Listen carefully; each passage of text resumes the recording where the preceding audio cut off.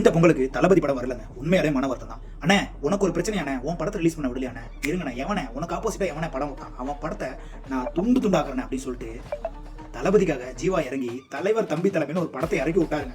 அந்த படத்தோட பேர் எப்படி தெரியுமா வச்சிருக்கணும், தளபதி தம்பி தலைமை.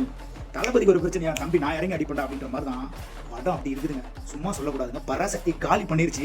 தியேட்டர் முழுக்க எம்டியா கிடக்குது. பராசக்தி தியேட்டர்ல பாதி தியேட்டர்ல வந்து பராசக்தியே இல்லை. தலைவர் தம்பி தலைமையில் ரீப்ளேஸ் பண்ணி படம் வேற லெவல்ல போயிட்டு இருக்குங்க. நல்ல ஒரு என்டர்டெய்னர் படம். ஃபர்ஸ்ட் ஹாஃப் லைட்டா ஸ்லோவா இருந்தாலும் செகண்ட் ஹாஃப் கிளம்புது பாருங்க படம். என்ன ஜெட்டு மாதிரி இருக்குங்க படம். சும்மா சொல்லக்கூடாது. அதில் ஒரு காமெடியை போட்டு அது தேட்டரை பிளாஸ்ட் பண்ணியிருக்காங்க. கண்டிஷனை ஃபாலோ பண்ணுங்கடா அப்படின்னு சொல்லிட்டு ஜீவா கலாய்ச்சி யாரை கலாய்ச்சிருப்பான்னு தெரியும். படிச்சு சொன்னேனேடா, கண்டிஷன்ஸை ஃபாலோ பண்ணுங்கடான்னு கேட்டீங்களா? இப்பவே தெரியலையா அந்த காமெடி அங்கே போட்டிருக்காருன்னா அவர் யார் சைடில் சப்போர்ட் நிற்கிறாருன்னு. படம் சூப்பராக இருங்க. நல்ல ஒரு என்டர்டெய்னர். ஆனால் ஒரு படம் போய் பாருங்க. செம்மையான ஒரு என்ன சொல்றது, நீங்கள் 2.5 மணி நேரம் நல்லா சிரிச்சிட்டு வரலாம். கேரண்டியாக ஒரு நல்ல ஒரு படம். போங்க ஜீவாவுக்கு ஒரு கம்பேக் மூவிங்க. நல்லா இருக்கு படம். சூப்பர். அண்ணனுக்கு ஒரு பிரச்சனை, தம்பி வந்து நின்னது எங்களுக்கு ரொம்ப ரொம்ப சந்தோஷமா இருக்கு. போங்க அந்த படத்தை பார்த்து என்ஜாய் பண்ணுங்க. பாய்.